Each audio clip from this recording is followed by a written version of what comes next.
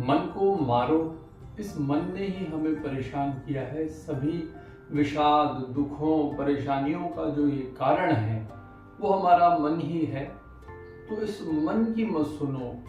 कहना मैं यहाँ ये चाहता हूँ कि इस दमन करने से व्यक्तित्व का निखार नहीं हो सकता। दमन करने से दमनात्मक प्रवृत्ति आएगी, हम कुछ तोड़ेंगे, हमारे व्यक्तित्व में से कुछ चीजें टूटेगी और जिन चीजों को हम तोड़ना चाहते हैं वे सभी चीजें प्रकृति के नियमों के खिलाफ है। सभी लोग ऐसा कहते हैं कि मन बड़ा चंचल है और मन अभी पल में यहाँ है, पल में आपको अमेरिका ले जाएगा, पल में आप जाने कौन से ख्वाब बुनने लगेंगे और पल में आप वापस यहाँ आ जाएंगे। तो ये मन जो है ये परेशानी का सबब है। तो मन की सुनो ही मत, मन को मारो। जरा हम गौर करें, अपनी चेतना को थोड़ा सा जागृत करें और समझें कि ये मन यदि हमारा इतना बड़ा शत्रु ही है, इतनी हमारी सभी परेशानियों का सबब ही है, तो फिर परमात्मा ने, ईश्वर ने ये मन हमें दिया ही क्यों? वो तो बड़ा दयालु है, कृपालु है, तो उसने इतनी बड़ी समस्या हमारे साथ में डाली ही क्यों? हमें भी पशुओं की तरह रख देता जहां ऐसे मन नहीं होता और हम यहाँ बैठे बैठे कहीं और विचार करने की क्षमता ही नहीं पैदा कर पाते, जैसा कि पशु नहीं कर पाते हैं। लेकिन ईश्वर ने एक ये बड़ी चीज परेशानी की दे दी कि मन।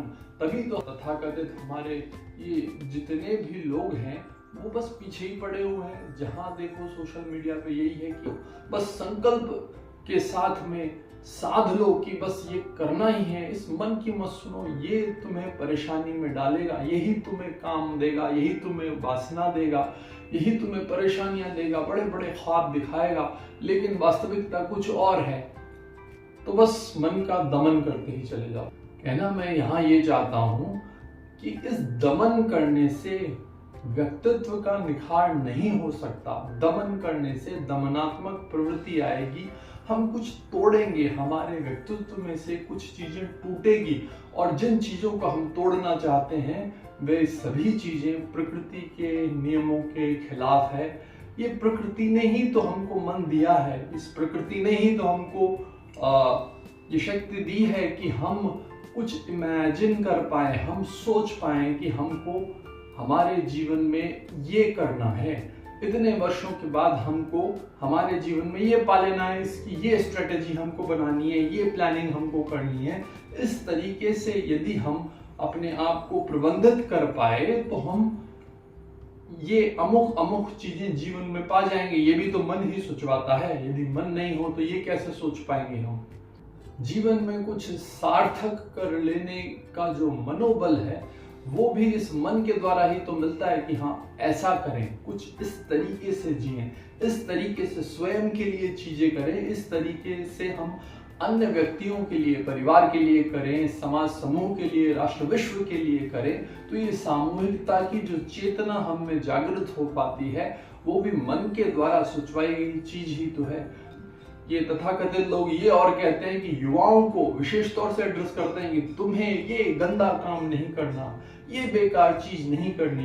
मैं कहना चाहता हूँ कि यहाँ कुछ गंदा और अच्छा वाली बात नहीं है, बात तो मूल्यों की होती है, बात स्वयं की स्वतंत्रता की होती है, बात इस चीज की होती है कि हमारी अंतरात्मा की, हमारी चेतना की आवाज क्या है, आवश्यकता क्या है, निर्माणकारी क्या है। तो आप जीवन में वो सब पा पाएंगे जिसकी मनोकामना आपने की है। तो देखिए शब्द ही है मनोकामना।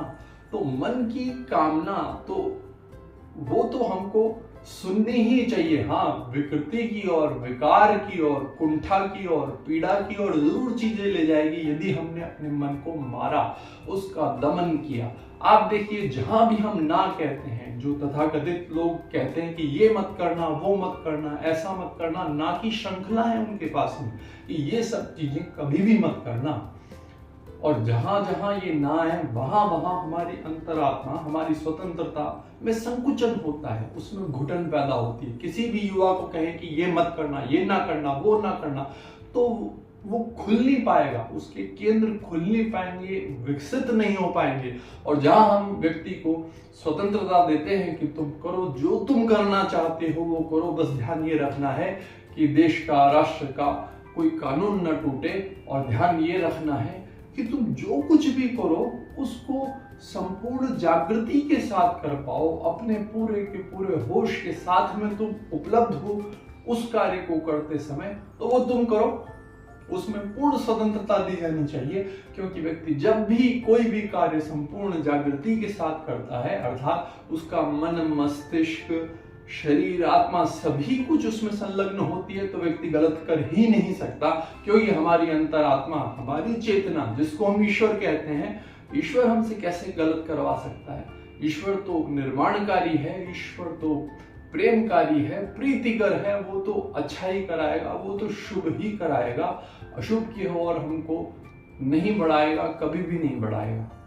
तो ये जितनी भी पुरानी मान्यताएं, ढर्रे की मान्यताएं हैं जो कि अब एग्जिस्ट नहीं कर रही हैं, बस वो भी स्वयं में लाशें ही बन गई हैं, केवल एक धक्के की आवश्यकता है, वो सब गिर जाएंगी। तो ये सब जो मान्यताएं हैं जो चली आ रही थी, किसी समय विशेष पे चली आ रही थी, तब का समय काल खंड गया, वो बीत गया, भूतकाल हो गया। लेकिन अभी वर्तमान में जहां पे युवा है, अभी वर्तमान में जहां पे हम हैं, वहां हमें देखना होगा कि यहाँ से आगे हम किस तरीके से बढ़े, हम अपना ऊर्ध्वगामी विकास कैसे करें, कैसे हम प्रसन्न चित्त हो पाए।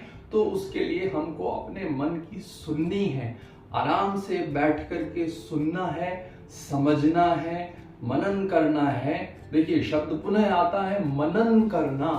मनन करना मतलब मन की आवाज को सुनना, उसमें अपनी चेतना, अपनी आत्मा की आवाज को डालना और सुनना। आप ठीक निर्णय लेंगे, आप सही ही निर्णय लेंगे। और यदि आप ये निर्णय लेंगे कि अभी निर्णय ही नहीं करना है, तो वो भी एक सही निर्णय ही लेंगे आप। तो हमको सुनना अपने मन की है। ये तथाकथित लोग जो कह रहे हैं कि ऐसा करो, वैसा ना करो, ये ना करो, वो ना करो, तो वहां से हमको लेना नहीं है। हमारी अपनी स्वतंत्रता को हमको खोना नहीं है, हमको स्व विवेक से निर्णय लेना है, हमको अपने अनुभव के आधार पर निर्णय लेना है कि अमुक चीज, अमुक मेरे मन की बातें मुझे करनी है या नहीं करनी। और जब आप एक बार चीजें कर लेते हो, कई बार गलतियां भी होती है, गलत भी करते हो, लेकिन फिर उससे आप सीखते हो। जब तक गलतियां नहीं होगी तब तक आप सीखेंगे भी कैसे?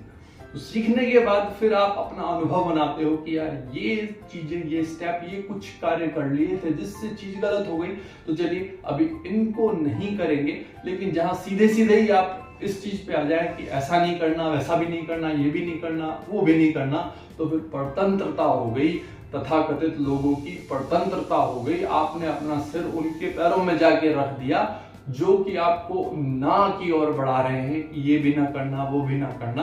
तो फिर ये ना ईश्वर ने पैदा ही क्यों किया, ये ना ईश्वर ने दिया ही क्यों? यहाँ पे कुछ भी सही या गलत ऐसा नहीं है। अपने अनुभव से हमको देखना है कि हमारे लिए क्या चीज ठीक है, हमारे मूल्य क्या कहते हैं, हमारी स्वतंत्रता, हमारी चेतना, अंतरात्मा की आवाज जो है वो क्या कहती है, कहाँ हम समत्व, बैलेंस को बना पाते हैं। हमको एक्सट्रीम इधर उधर नहीं जाना, हम देखते हैं कि कैसे बैलेंस बने और हम समत्व में, मध्य में स्थापित हो पाए, केंद्र में स्थापित हो पाए। ऐसा कार्य हमको अपने मन को सुनते हुए, उसको शत्रु न मानते हुए करना चाहिए। आध्यात्म, योग, ये सब मददगार हैं। ईश्वर की अनुकंपा, भक्ति, ये सब मददगार हैं अपने मन की आवाज को सुनने के प्रति। ये सब हमारे टूल्स है जो हमको सहायता प्रदान करते हैं। लेकिन तथाकथित लोगों की कही हुई चीजें, वो उनका अपना जीवन का अनुभव हो सकता है, उनको वैसे जीवन जीना है, वहां तक ठीक है। लेकिन दूसरों पे थोपना, दूसरों को कहना कि ये करोगे तो बहुत दुख पाओगे, नरक भोगोगे, नरक की आग में तुम जलोगे, जीवन में कभी कुछ भी ना पाओगे, कुंठित, पीड़ित, दुखी ही रहोगे, तो ये सब भय है। हमको अभय बनना है, हमको हमारी स्वतंत्रता के हिसाब से चीजें करनी है। और जो कुछ भी है एक बार यार करके तो देखें, करके तो देखें। यदि हमारा मन कह रहा है तो करके देखें, फिर हम देख लेंगे कि होता क्या है। हम इस देश के सजग निवासी हैं, देश का हम कानून नहीं तोड़ेंगे, लेकिन हम अपने दिल की, मन की करके जरूर देखेंगे। आप हमारी संस्था योगावास से भी जुड़ सकते हैं और वहां भी आपको आध्यात्म से रिलेटेड, योग से रिलेटेड बहुत सी चीजें, बहुत सी बातें, बहुत से विचार आपके सम्मुख रखे जा सकते हैं, जो सिर्फ विचार है हमारे अनुभवों के आधार पे, लेकिन वो करना है या नहीं करना, ये निर्णय लेना भी आप ही का अंतिम अधिकार होना चाहिए। अतः मन को मारे नहीं, मन तो मित्र हैं, मन को समझे, मन की कार्य प्रणाली को समझे, और यदि कोई भी मन में विकार पैदा हो रहे हैं, आपको लग रहा है कि यार ये सही नहीं है, तो वो आपके अंतरात्मा ही आपको समझा रही है कि वो सही नहीं है, तो वहां पे ट्रांसफॉर्मेशन, ऊर्जा का ट्रांसफॉर्मेशन आपको करना होगा। उसमें योग सहायक मित्र के रूप में कार्य करता है। अतः आध्यात्म को अपनाएं, योग को अपनाएं, सही मित्र को अपनाएं जो कि आपको आध्यात्म की ओर ले चले। बहुत सा धन्यवाद।